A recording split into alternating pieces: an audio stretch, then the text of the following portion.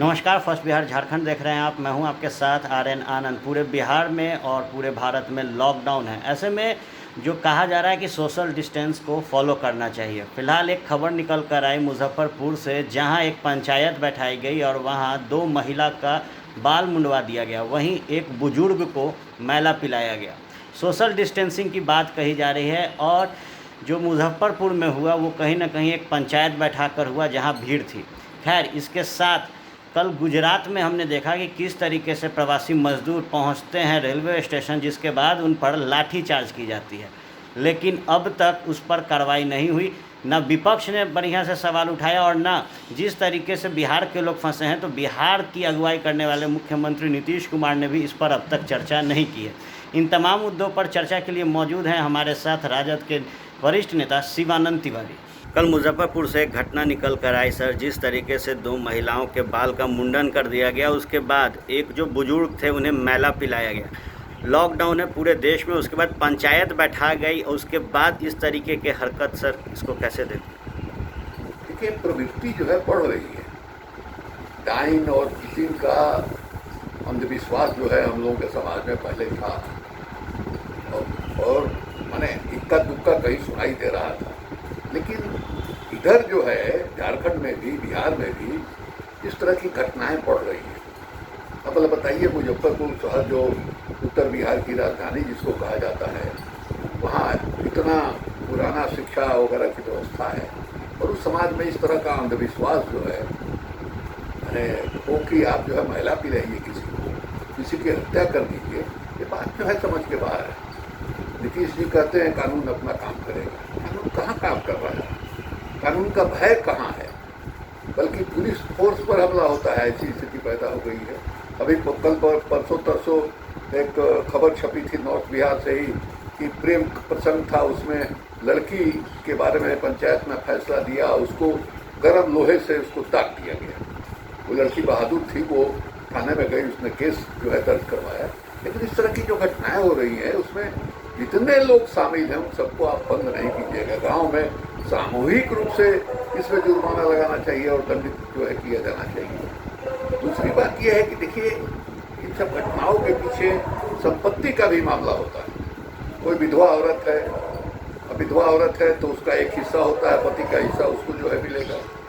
अब पति का हिस्सा वो नहीं ले जाए, बाकी जो परिवार के सदस्य उनके पास रह जाए, तो एक साजिश करके भी इस तरह की घटनाएं कराई जाती हैं कि औरत भाग जाए, औरत को मार दें। इस तरह की घटना मैंने पहले भी हुई है। एक बहुत ही दुर्भाग्यपूर्ण घटना है। और देखिए, भारतीय जनता पार्टी और आरएसएस के लोग समाज में अंधविश्वास पैदा करने का काम जो करते हैं, अंधविश्वास जो फैलाते हैं, उससे भी इस तरह की घटनाओं को बल मिला। अब जैसे मान लीजिए कोरोना का मामला है, अब उसमें कोई कहेगा कि साहब गोमूत्र पीजिए, कोरोना ठीक हो जाएगा, गोमूत्र से नहाइए, गोबर जो है देह में लपेट लीजिए, आपका कोरोना ठीक हो जाएगा। कोई कहेगा नहीं, हेल्थ मिनिस्टर कहेंगे, भारत सरकार के हमारे मित्र अश्विनी चौबे जी की धूप में खड़ा हो जाइए, कोरोना का कीड़ा पड़ जाएगा। ये सब अंधविश्वास जो है, विज्ञान कह रहा है कोरोना वायरस क्या है। अभी तक मैंने दुनिया भर में की जो प्रयोगशालाएँ हैं वो मैंने दिन रात एक करके इसका कोरोना वायरस के बारे में जानकारी इकट्ठा कर रही हैं। उसको कैसे ख़त्म किया जाए उस पर जो है मैंने करोड़ों अरबों रुपया दुनिया का खर्च हो रहा है। और यहाँ लोग इतना आसानी से कह लेते हैं कि गोमूत्र पी लीजिए ठीक हो जाएगा, तो गोबर लपेट लीजिए ठीक हो जाएगा, धूप में खड़ा हो जाइए तो ठीक हो जाएगा। इस तरह से जो एक अंधविश्वास ऐसे लोगों के मन में है, जो मिनिस्टर हैं, जो MP हैं, जो MLA हैं, उनके मन में जो अविश्वास है, तो अंधविश्वास है, तो आप समझिए कि जो साधारण आदमी है, गांव में है, उसके अंधविश्वास को तो और बल मिलता है इनकी वजह से ना जी। इसलिए जो इस तरह का जो एक पार्टी के लोग, संगठन के लोग, देश में प्रभावशाली संगठन है उसके लोग, उनको इस बात को समझना चाहिए कि वो जो कर रहे हैं उसका मैंने दुष्प्रभाव जो है समाज पर किस ढंग से पड़ता है। बल्कि उनको तो काम करना चाहिए कि इस विश्वास से जो हमारा समाज है, जहाँ तहाँ भी रह गया है अंधविश्वास, उससे कैसे हम मुक्ति दिलाएं। उल्टा आप ही जो है अंधविश्वास को फैला रहे हैं। तो स्थिति जो है ये दुखद है। मुजफ्फरपुर की जो घटना हुई है बहुत दुखद है। और बिहार सरकार का दायित्व बनता है कि वो सख्ती के साथ जिन लोगों ने इस तरह की घटना को अंजाम दिया है उनके खिलाफ कार्रवाई करे, उनको दंडित करे। जो तमाशबीन लोग थे उनको भी पकड़े।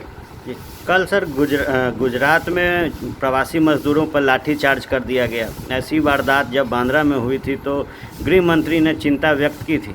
देखिए, चौथी दफ़ा जो है सूरत में लाठीचार्ज हुआ, चौथी दफ़ा हुआ। और बम्बई में बांद्रा में जो घटना हुई थी, आप देखिए कि घोषणा था कि 3 अप्रैल तक जो है वो लॉकडाउन रहेगा, उसके बाद जो है खुलेगा। अब मजदूरों को ये लगा कि साहब लॉकडाउन खुल गया है और गाड़ी जो है रेलगाड़ी चलने लगेगी। रेलगाड़ी की वजह से भी, रेल डिपार्टमेंट की वजह से भी परेशानी बढ़ी। उन लोगों ने टिकट का बुकिंग जो है शुरू कर दिया था। अब अचानक लोग वहाँ पहुँचे, हजारों की संख्या में पहुँचे, लाठीचार्ज करके उनको हटाया गया। और हमको याद है कि उस समय मैंने हमारे गृह मंत्री जी अमित भाई शाह, जो अपने आप को मानते हैं कि पटेल के बाद जो है वही जो है उनकी आत्मा लेकर के बैठे हैं गृह मंत्री के कुर्सी पर, उस कुर्सी पर जिस पर पटेल कभी बैठते थे। उन्होंने फ़ोन करके महाराष्ट्र के मुख्यमंत्री को उद्धव ठाकरे को पूछा, चिंता जाहिर किया, भाई कैसे हो गए ये जो सामाजिक मैंने जो सोशल डिस्टेंसिंग का मामला है वो उसका उल्लंघन होता है, इससे कोरोना और फैलेगा। लेकिन 4 बार मैंने गुजरात के सूरत में लाठीचार्ज हुआ, कभी जो है एक बात खबर नहीं आई कि उन्होंने अपने मुख्यमंत्री से पूछा हो कि भाई क्यों इस तरह की घटना हो रही है। और तो और सबसे चिंताजनक बात है कि हमारे यहाँ के बिहार के जो भारतीय जनता पार्टी के नेता हैं या जनता दल यूनाइटेड के नेता हैं, वो लोग इस सवाल को क्यों नहीं उठा रहे हैं भाई। आप कल्पना कीजिए कि इस तरह की घटना अगर किसी कांग्रेस शासित राज्य में हुआ होता तो अब तक इन लोगों ने आसमान सर पर उठा दिया होता। ये लॉ एंड ऑर्डर हो गया, संवैधानिक व्यवस्था फेल हो गई, पीस डाइट। आप देख लीजिए बंगाल में गवर्नर इनके किस ढंग से व्यवहार कर रहे हैं। अभी तक इन लोगों ने जवाब नहीं खोला है। जो भी प्रवासी मजदूर जहाँ भी है, देखिए कोरोना का एक भय जो है बना हुआ है। हम लोग अपने अगल बगल देखते हैं कि किस तरह का जो भय का माहौल है, अनिश्चितता का माहौल है। कब तक ये मैंने जो महामारी है कब तक ये जो है रहेगी, किसको मारेगी किसको नहीं मारेगी। हम लोगों के परिचित लोगों में अजय त्रिपाठी जज हैं, हमारे छोटे भाई की तरह से, उनका देहांत हो गया इस तरह से। तो लोगों के मन में जो भय है वो भय जो है कि वजह से चाहते हैं कि हम अपने गांव घर में लौटें, वहाँ उनके बीच में रहेंगे तो भय से मुक्ति मिलेगी, थोड़ा साहस का संचार होगा अपने लोगों के बीच में, जहाँ से आत्मविश्वास जो है पैदा होता है। लेकिन अभी तक उनके बारे में क्या योजना है वापस लौटाने का है, इसके बारे में कोई जानकारी नहीं। अब एक खबर ये मिल रही है कि सरकार नहीं चाहती है कि जो प्रवासी मजदूर जो है गुजरात, महाराष्ट्र या अन्य शहरों में हैं वो वापस आए। अब उन मजदूरों के साथ क्या दिक्कत हुई है कि लॉकडाउन के बाद उनका काम बंद हो गया है और जहाँ काम करते थे उनका पेमेंट जो है नहीं हुआ है। और पिछले 1.5-2 महीना से वो जो भी बचत है उसका इस्तेमाल करके खाना खा रहे हैं।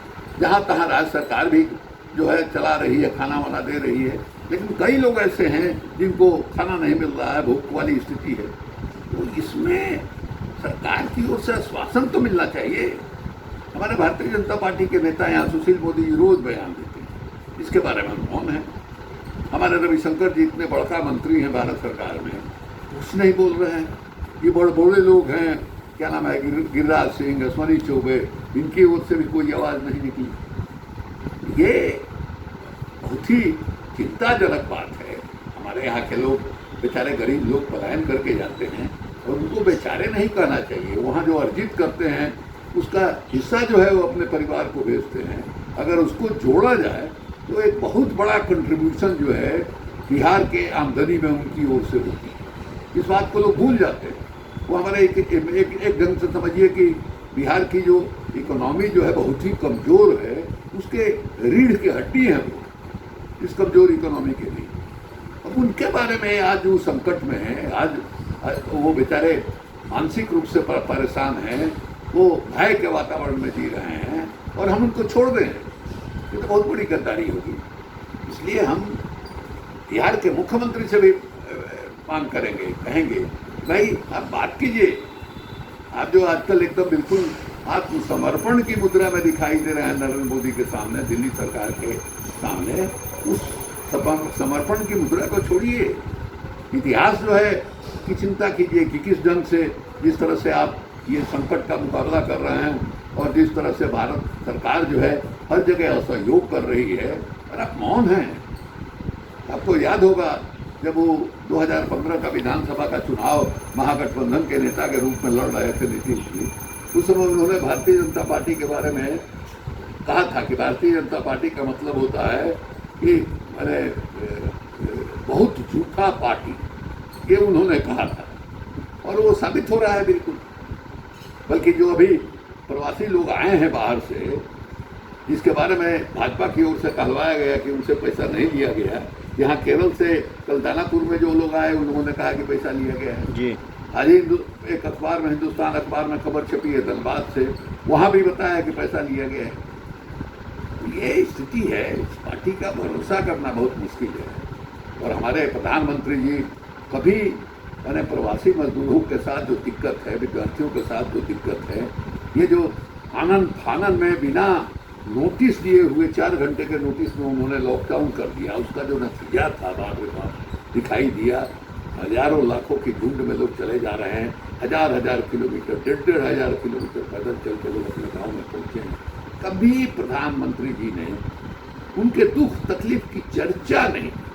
सबसे आश्चर्यजनक ये लगता है कि ये कहते हैं कि गरीबी हमने देखी है, गरीबों का हम दर्द समझते हैं। तो भाई कहाँ आपके मुंह से एक सहानुभूति का मल्लम भी उनके लिए नहीं निकलता है। और यही हुआ था, आप याद कीजिए नोटबंदी के समय, नोटबंदी में पुराना नोट बदलवाने के चक्कर में कितने लोगों ने जान दे दिया था, लेकिन आज तक प्रधानमंत्री जी ने उसकी चर्चा तक नहीं की। सहानुभूति प्रकट करने की बात तो छोड़ दीजिए, चर्चा तक, जिक्र तक नहीं की।